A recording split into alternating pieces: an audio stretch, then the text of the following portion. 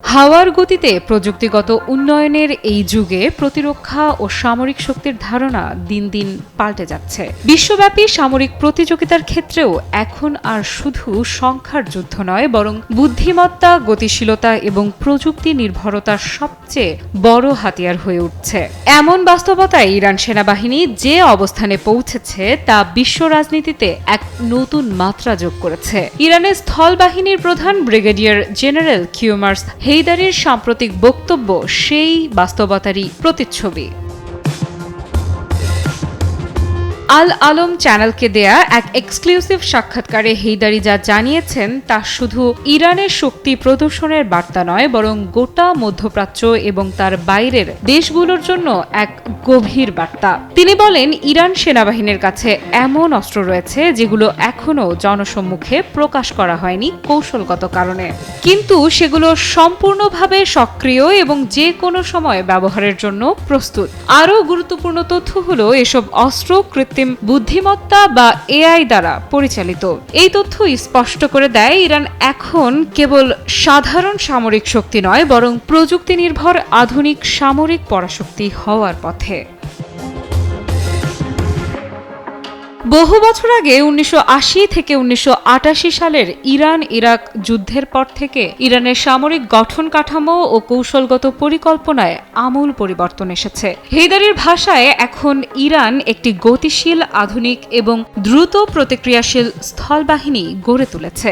যুদ্ধক্ষেত্রে সময়ের প্রতিক্রিয়া এবং সিদ্ধান্ত নেওয়ার সক্ষমতাই আধুনিক সেনাবাহিনীর মূল হাতিয়ার, যা ইরান সফলভাবে অর্জন করেছে।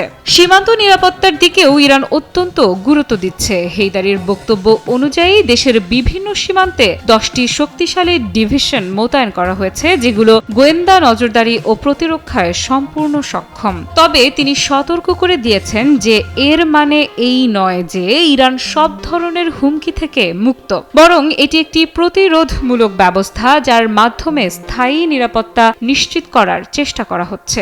এই ধরনের সামরিক মোতায়েন কেবলমাত্র বাহ্যিক শত্রুর মোকাবেলার জন্য নয়, বরং প্রযুক্তিগত এবং সাইবার হুমকির প্রতিক্রিয়াতেও অত্যন্ত গুরুত্বপূর্ণ। গত বছরের শেষ 3 মাসে ইরান পূর্ব, পশ্চিম এবং উপকূলীয় অঞ্চলে 3টি বড় সামরিক মহড়া চালিয়েছে। এই মহড়াগুলোতে কেবল অস্ত্রের পরীক্ষা নয়, বরং সেনাবাহিনীর প্রতিক্রিয়া সময়, দ্রুত মোতায়েনের সক্ষমতা এবং সমন্বিত কৌশলগত কার্যক্রমের মহড়াও পরিচালিত হয়েছে। এসব মহড়া থেকে প্রমাণিত হয় ইরান তার সামরিক শক্তিকে শুধুমাত্র প্রতিরক্ষা পর্যন্ত সীমাবদ্ধ রাখছে না, বরং আক্রমণাত্মক প্রস্তুতিতেও সমানভাবে মনোযোগী। সাইবার যুদ্ধ বা সাইবার আক্রমণ এখনকার যুগে সবচেয়ে অদৃশ্য এবং বিপজ্জনক যুদ্ধক্ষেত্র। ইরান এই হুমকিকে অত্যন্ত গুরুত্ব সহকারে বিবেচনা করছে এবং এর জন্য বিশেষায়িত সাইবার ইউনিট গঠন করেছে। এই ইউনিটগুলো সর্বোচ্চ প্রযুক্তিগত সক্ষমতায় সজ্জিত এবং যে কোনো ডিজিটাল আক্রমণের মুহূর্তেই কার্যকর প্রতিক্রিয়া জানাতে সক্ষম।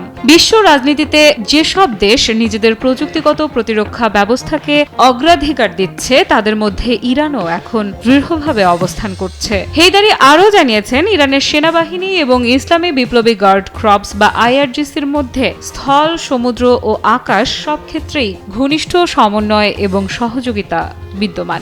এই সমন্বয়ে ইরানের প্রতিরক্ষা ব্যবস্থাকে একটি সুসংহত এবং শক্তিশালী কাঠামোতে রূপ দিয়েছে, যার ফলে কোনো একক বাহিনীর ওপর চাপ না পড়ে সমন্বিত শক্তিতে প্রতিরোধ গড়ে তোলা সম্ভব হচ্ছে।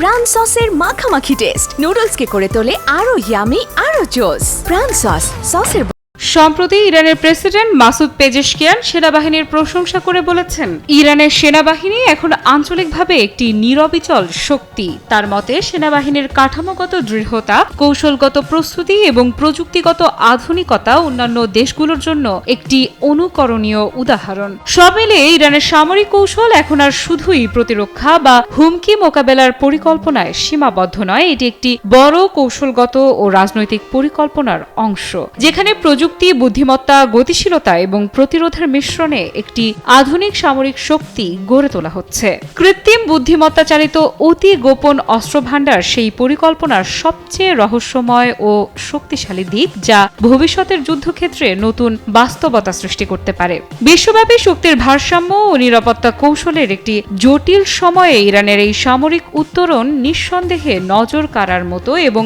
এর প্রভাবও হতে পারে বহু পর্যায়ে বিস্তৃত। আফরিদা ইফরাত, নিউজ 24।